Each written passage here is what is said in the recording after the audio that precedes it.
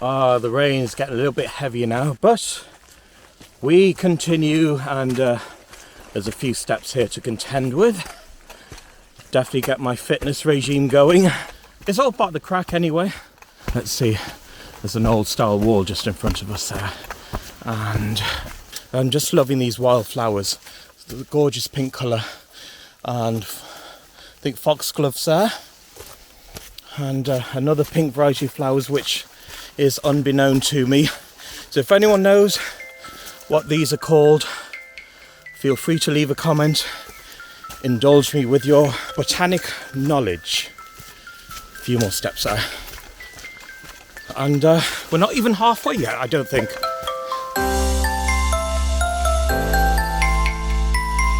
And just before you get to the Eire stone sign, which you will see on Google Maps, you'll come across this little board which has some interesting information on it, especially it mentioned about the train crash. I don't know how clearly you can see that because it needs a bit of a clean, but train crash actually happened in 1869, and it had long been felt that stretches of the railway line under Cliff Walk were dangerous. And on August the 8th, 1969, the train from Enniscorthy to Dublin derailed due to faulty joint between two rails on the bridge spanning Ramscalp.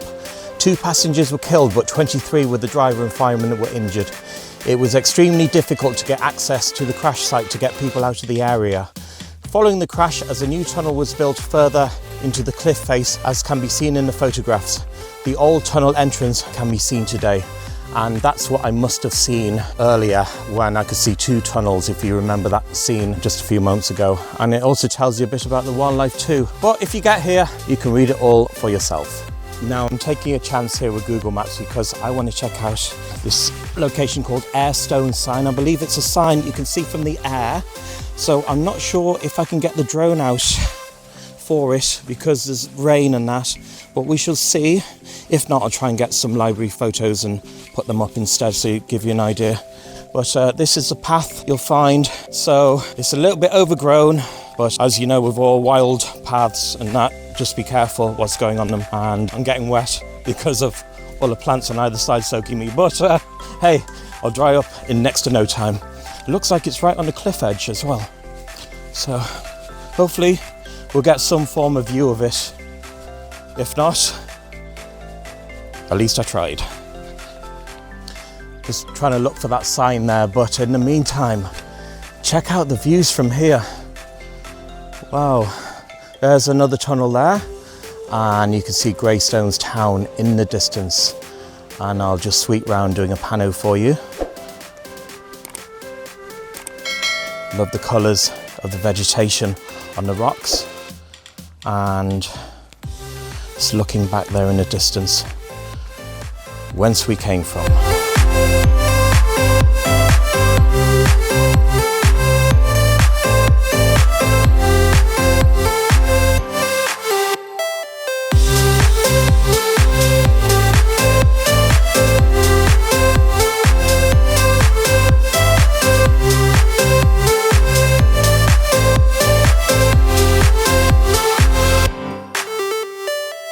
Right, so you probably saw I got the drone up in the air and there was no sign of it after all that.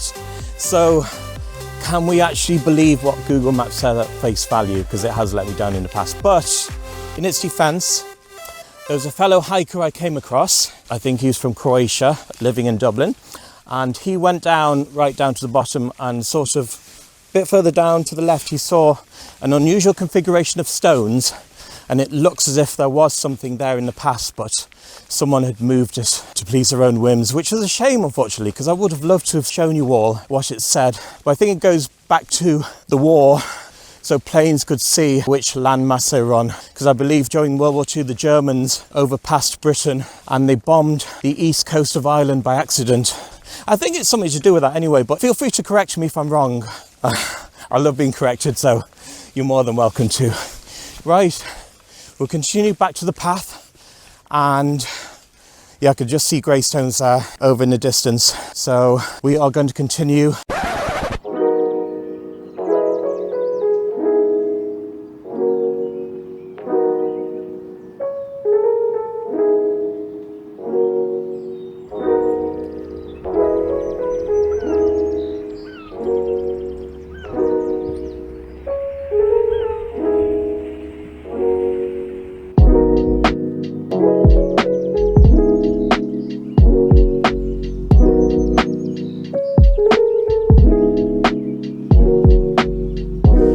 it looks as if you've got to be extra cautious along this spot here, because I'm not sure what's happened here.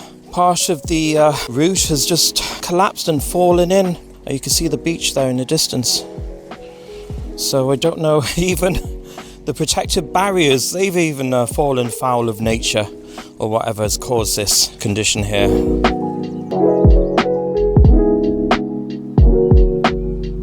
I saw a little path which caught the corner of my eye, and I thought I'd take a chance to see it. And it looks like we're seeing Greystones Beach North Shore. And there's a couple of people on it walking their dog, if you can see that. And in the distance, the clouds are beginning to break. If we're very lucky, we might get a lovely sunset, I'm not sure, but even if you see Greystones town in the distance there, clouds look a little bit orangey. Well, the lower ones do anyway. We shall continue the trek. Looks like we're heading to Greystones anyway. We'll get there and then loop back and see if we can get to Bray Head before sunset. And if all goes well, we'll try and throw the drone up in the air and get some aerial shots for you too.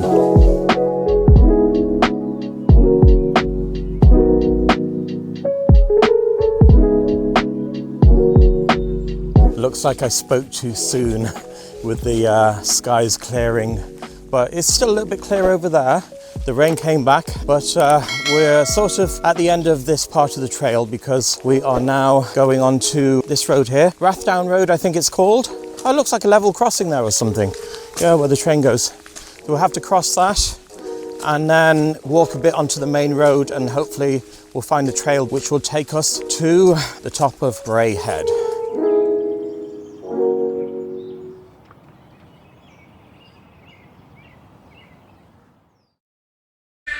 Oh, looky what we have here.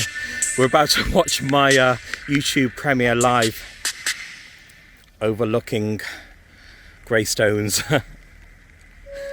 So here it is, ladies and gentlemen, the summit. As I make my last steps. It's my Brandon Hill vlog, part 3, the final one. So we reached the peak of Mount Everest now. If you want to check it out, you'll see it on my YouTube channel and Facebook. So just go into the video section and you'll see that there. Right here. Make myself comfortable.